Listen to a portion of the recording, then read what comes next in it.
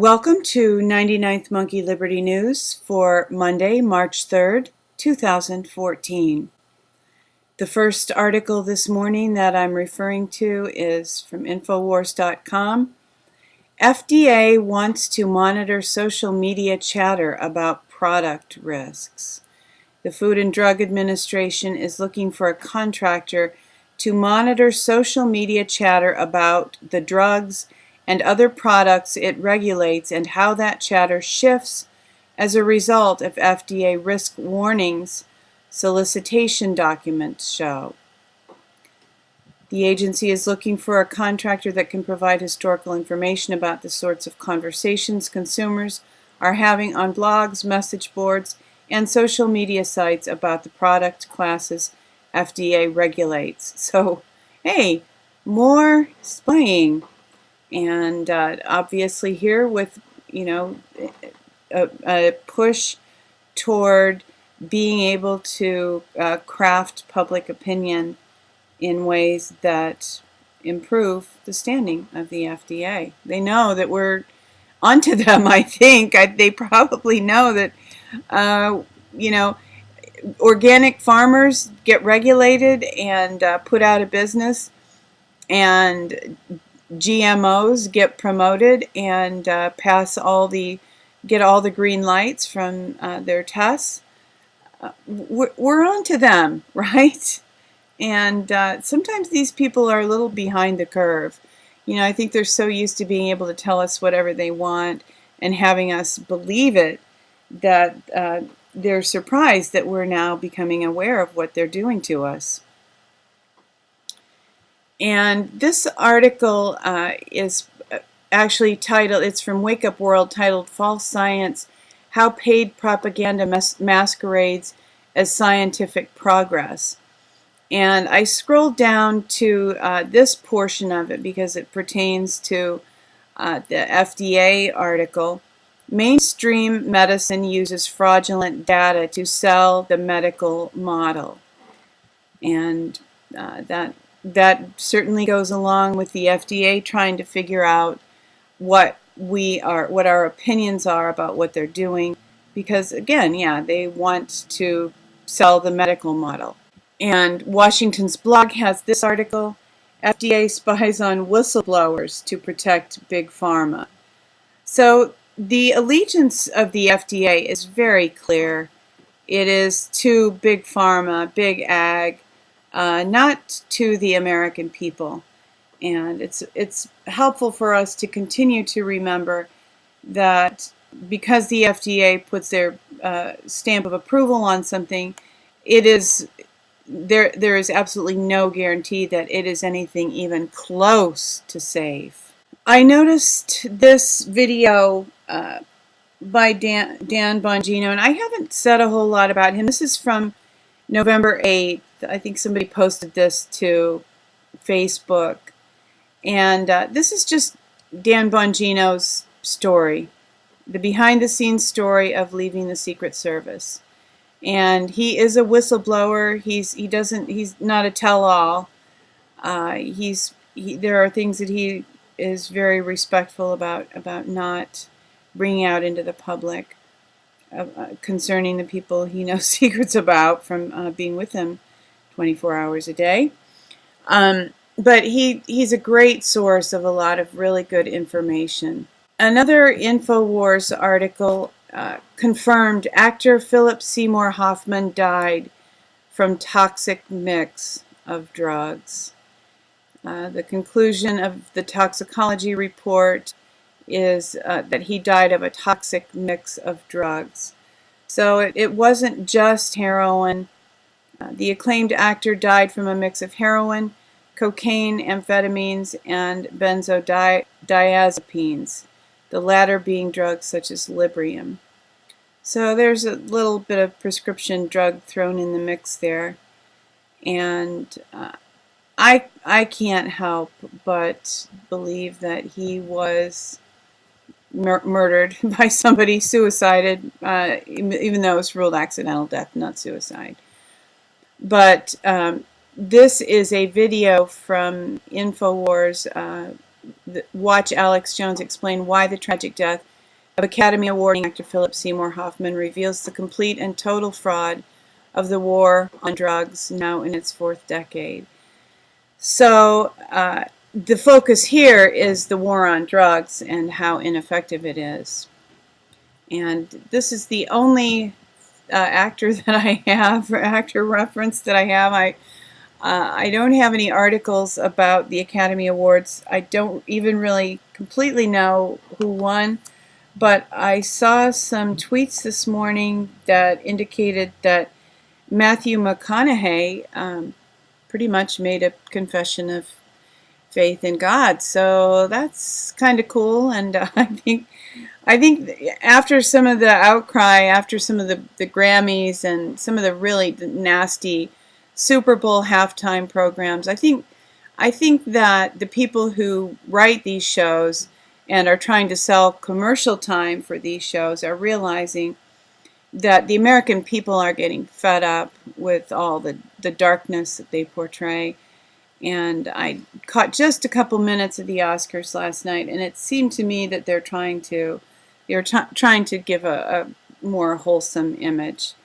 But of course, you know, they are the MPAA, and I know there are a lot of people awake in Hollywood and trying to get out truth messages, but I also know there's a huge effort to continue to control Hollywood and only permit things to be released that preach the party line.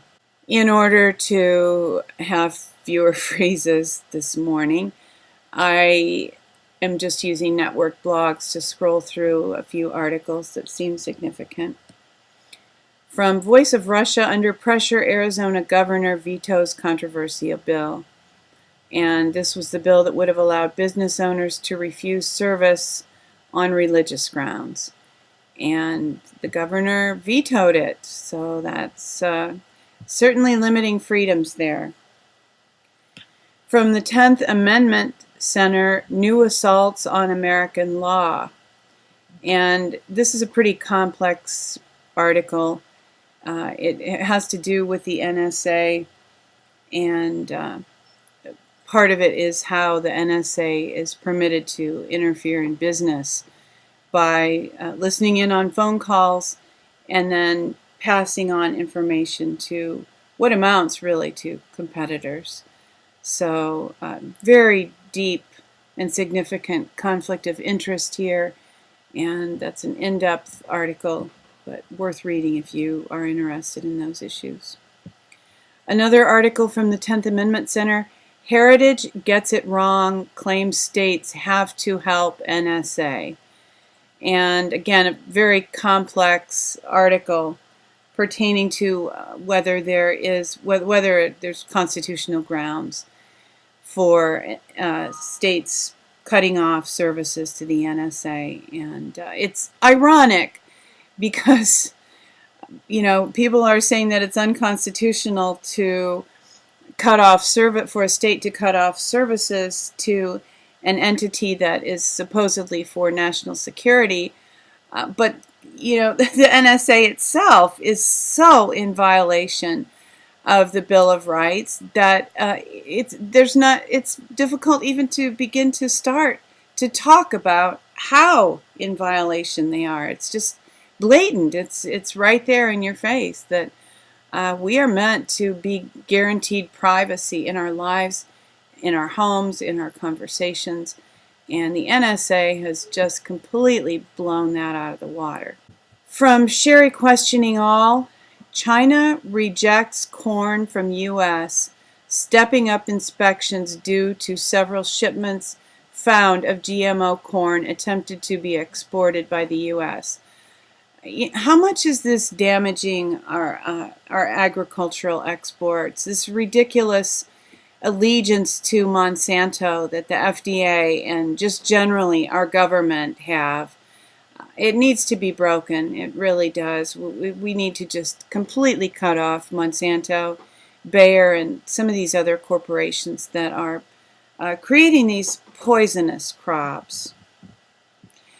And the last reference that I'm pulling from here, Blacklisted News, Hundreds of Keystone protesters arrested at Whitehouse, just in case we need any reminders of how our freedoms are limited. I'm addressing this because this Keystone pipeline, I've heard good and bad about it.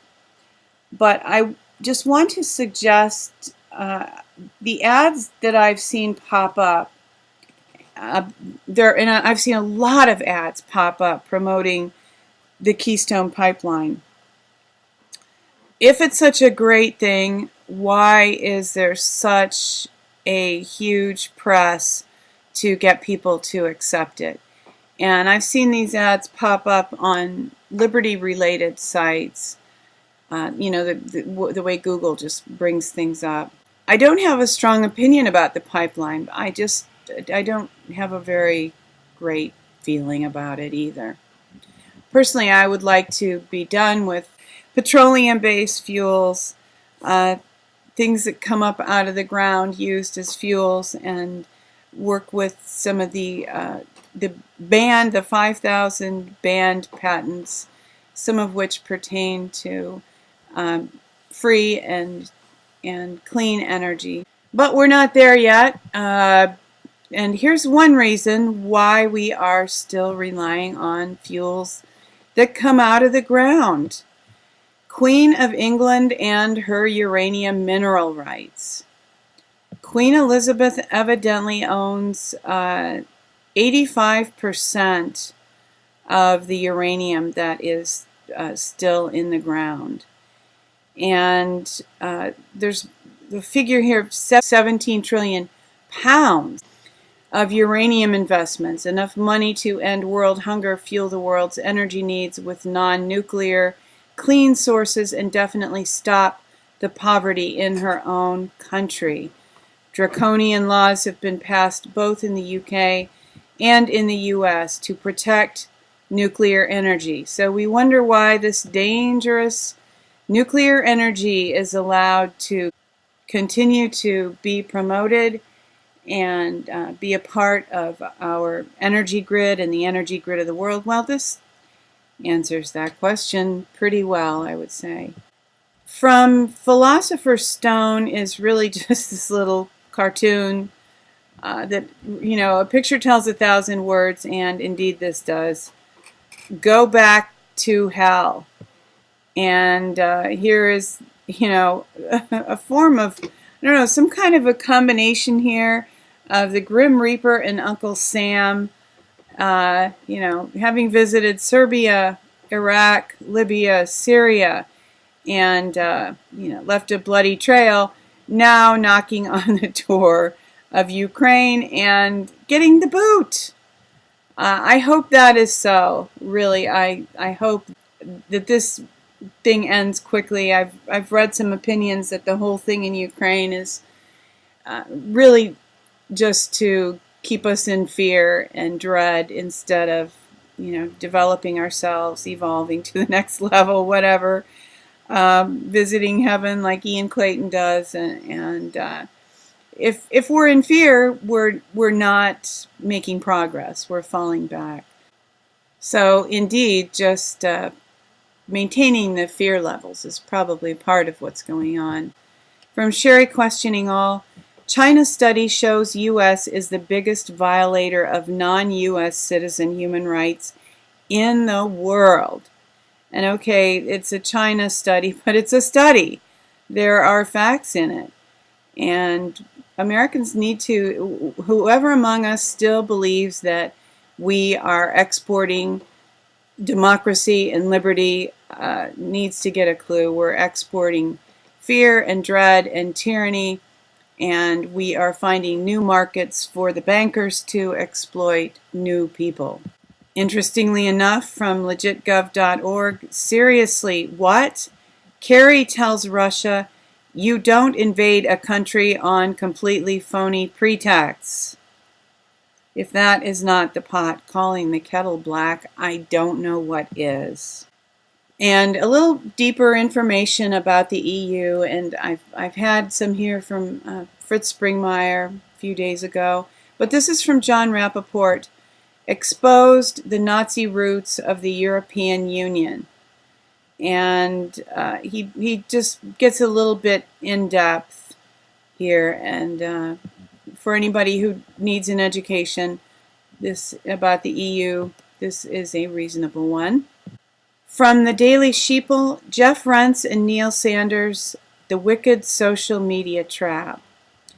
I have not listened to this yet, but I'm sure it's interesting, and it's something that it's good for all of us to be aware of. They are using mobile devices and social media to manipulate the masses. So the more you can get away, or at least if you're there in the social media, be disseminating truth more than you are reading lies, if possible. Continuing in that vein, from the Vetoes Project, RT, Western spy agencies build cyber magicians to manipulate online discourse. And I've mentioned this before. There were many articles last week about how they are actually doing this, but I found the comments here from Vetoes Project very helpful and interesting, and this is a good article. There's good information here that you can use to share with people and help them understand what's going on. And there's this handy little chart here. Gambits for deception: attention, perception, sense-making, affect, behavior. And if you want to study this a little bit, here's some great information. But lest we despair that they are manipulating us, I found this article somewhat encouraging from Coyote blog, and it's a very brief article, Shortcomings of Computer Modeling. And there's just one example here of a story of the shortcomings of computer modeling, in this case in the America's Cup. It is a great example of how models reflect the biases of their authors. In this case, the author assumed that the fastest upwind path was the shortest path, that is, with the shallowest possible tags. It turns out that with the changing technology of boats, particularly the hydrofoil, a longer but higher velocity path was more optimal, but the model refused to consider that solution because it was programmed not to. So the flaw in computer modeling is the biases of the authors who write the software for the models. And the good news about that is likely to remain with us. Everybody has their own point of view, and hopefully the people who are writing these models trying to predict our behavior will continue to fall into the pits they're digging because their biases prevent them from seeing the truth. This is a Facebook video, and I couldn't find it anywhere else, so I have this reference. This is a person in Connecticut who fearlessly told the overlords that he would not comply with the new gun laws. Mind you, this man is a professional hero. He's a firefighter and a patriot. A good man that was arbitrarily declared a criminal with the stroke of a pen because he is standing up for the rights of all Americans. And almost 8 minutes here, well worth watching. I think you'll be encouraged by that. And here's a little more solid information about it from libertyfederation.com. Connecticut Patriot group fights back against confiscation order. So that man is not standing alone. There are others standing with him. And for our last good news article of the day, I had a couple there. From Washington's blog, are the American people finally starting to stand up to those who are trying to take away our liberties? And the answer here is evidently yes. Thank you for tuning in for today's 99th Monkey Liberty News. Weeping may endure for a night, but joy comes in the morning. Hoping that you will love one another, take care, and insist on liberty.